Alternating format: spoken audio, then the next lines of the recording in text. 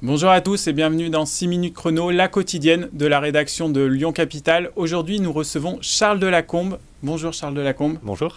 Alors, vous êtes porte-parole de Lyon Climat et on va parler avec vous de la marche pour le climat qui est prévue ce samedi le 12 mars à Lyon. Alors déjà, c'est quoi Lyon Climat ? Lyon Climat. Alors d'abord une petite précision, on parle plutôt de marche pour le climat et la justice sociale, on va sans doute y revenir dans la suite. Et donc, c'est pas la première qui a lieu, il y en a déjà eu, j'étais venu il y a un peu moins d'un an pour en parler ici même. Lyon Climat, c'est le collectif de fait qui existe pour organiser ces marches à Lyon, qui réunit un certain nombre d'associations environnementales. Et cette marche est également organisée par le collectif Plus Jamais Ça, qui là existe au niveau national, rassemble à nouveau des organisations environnementales, des organisations altermondialistes, ainsi que des organisations syndicales pour travailler tout ensemble pour le climat et la justice sociale. Alors vous l'avez dit, vous êtes venu il y a 10 mois, je regardais, il y a 10 mois sur le plateau de Lyon Capitale, c'était le 10 mai dernier, lors de la dernière marche pour le climat à Lyon. Alors en 10 mois, qu'est-ce qui a changé ? Alors malheureusement, pas grand-chose dans l'action publique française. En revanche, pour ce qui est de l'information, de la connaissance scientifique, il y a eu déjà deux volets du nouveau rapport du GIEC, un qui est sorti au mois d'août, un qui est sorti en début de semaine dernière. Août 2021. Août 2021, oui bien sûr. Et malheureusement, c'est des rapports qui sont extrêmement clairs, extrêmement factuels sur l'urgence climatique et l'urgence qu'il y a à agir vraiment, le fait que la fenêtre d'action se réduit de plus en plus, et pourtant ce sont des rapports qui n'ont que très peu été mentionnés dans les médias. J'ai vu un décompte récent qui parlait du traitement du climat dans les grands médias, donc TFM, LCI, BFM, etc., sur le dernier mois, et le temps qui a été accordé au climat, qui est pourtant une crise majeure, se compte en minutes. Voilà. Vous nous disiez l'autre fois, le gouvernement fait croire qu'il agit. C'est ça le pire pour vous, c'est faire croire d'agir sans au final, selon vous, d'action ?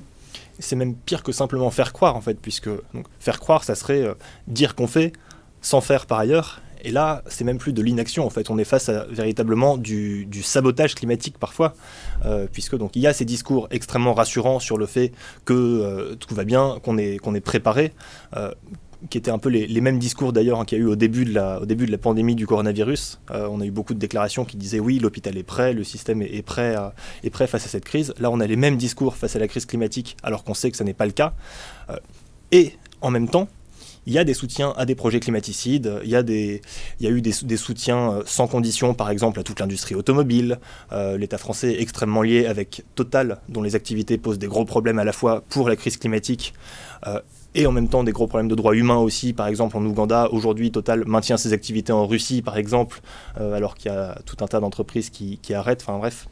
Ouais, on est vraiment sur cette idée de sabotage climatique. À la fois, ils disent ce qu'ils font et en même temps, ils font l'inverse de ce qu'il faudrait faire. Alors, depuis 10 jours et l'invasion de l'Ukraine par la Russie, c'est vrai que le dernier rapport du GIEC est passé un peu inaperçu, mais comme vous l'avez dit, il y en a eu un autre en août 2021. Comment vous expliquez là que dans la campagne présidentielle, si on laisse de côté ces 10-15 derniers jours avec la guerre en Ukraine, ne soit pas plus présent, plus impactant, et que les candidats qui portent ces projets, ces sujets-là, soient finalement presque invisibles? Je pense que c'est assez multifacteur. Donc déjà, vous l'avez dit, c'est pas la première fois qu'il y a une sortie du rapport du GIEC qui est complètement éclipsée. Pourtant, à chaque fois, il y a... Donc là, il y a la guerre en Ukraine, mais il y a quand même d'autres informations qui arrivent à passer dans les médias, mine de rien. C'est pas du H24 là-dessus. Donc, il y a une double responsabilité qui est, je pense, à la fois du côté des personnalités politiques qui, peut-être par calcul électoral, parce qu'elles préfèrent parler de tel ou tel sujet, donc à l'extrême droite, l'immigration par exemple, pour ce qui est d'Emmanuel Macron, plutôt parler économie, dire qu'il va falloir de la rigueur, etc. Donc par calcul, ces personnalités choisissent de ne pas en parler. Et d'un autre côté, il y a aussi, je pense, une grande responsabilité des médias et des personnes qui les possèdent, qui est que là aussi, il y a un choix qui est fait. Récemment, Mediapart a sorti un film pour parler un petit peu des problèmes d'indépendance des médias qui font que ça fait couvrir ou pas tel sujet. Aujourd'hui, par exemple, les jeunes ont d'autres moyens de s'informer par les réseaux sociaux, par des médias alternatifs. Pourtant, quand on voit dans les enquêtes d'opinion des candidats qui portent ces sujets-là, ils ne font pas un plébiscite chez les jeunes. C'est compliqué à dire, mais ce qui est... Enfin, pour illustrer ça, en fait, à dimanche prochain, il y a plusieurs organisations qui vont mettre en place ce qu'elles ont appelé le débat du siècle. Donc ça fait suite à l'affaire du siècle. C'est justement pour avoir un débat public enfin sur le sujet du climat et de la justice sociale avec les candidats et candidates majeurs à cette élection présidentielle. Et évidemment, ça ne va pas être organisé sur une chaîne de télé parce qu'aucune n'a accepté. Donc ils vont organiser ça sur la plateforme Twitch, sur la chaîne Backseat, je crois. Donc, l'élection présidentielle, c'est vraiment le moment pour faire avancer ces idées-là. C'est un peu maintenant ou jamais, là. Maintenant ou jamais, je sais pas, puisqu'en fait, si c'est pas maintenant, ça sera toujours le jour d'après. Quand on rate les 1,5 degrés, il faut atteindre les 1,51. Enfin, il n'y a pas de moment fatidique, si vous voulez. La dernière chance, ça aurait été il y a 30 ans. Et maintenant, de toute façon, il faut faire le maximum possible, à la fois pour atténuer les effets du dérèglement climatique et pour s'adapter aux conséquences auxquelles on va déjà pas pouvoir échapper. Et je disais, aujourd'hui, la France n'est pas du tout prête pour ça.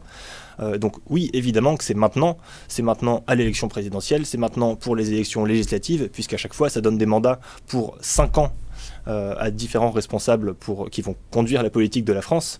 Et donc, de ce point de vue-là, c'est un sujet majeur, oui. Très bien, Charles Delacombe. On vous remercie d'être venu sur le plateau de 6 minutes chrono. Et nous, on se retrouve très vite pour plus d'informations sur la métropole de Lyon sur lyoncapital.fr. Au revoir.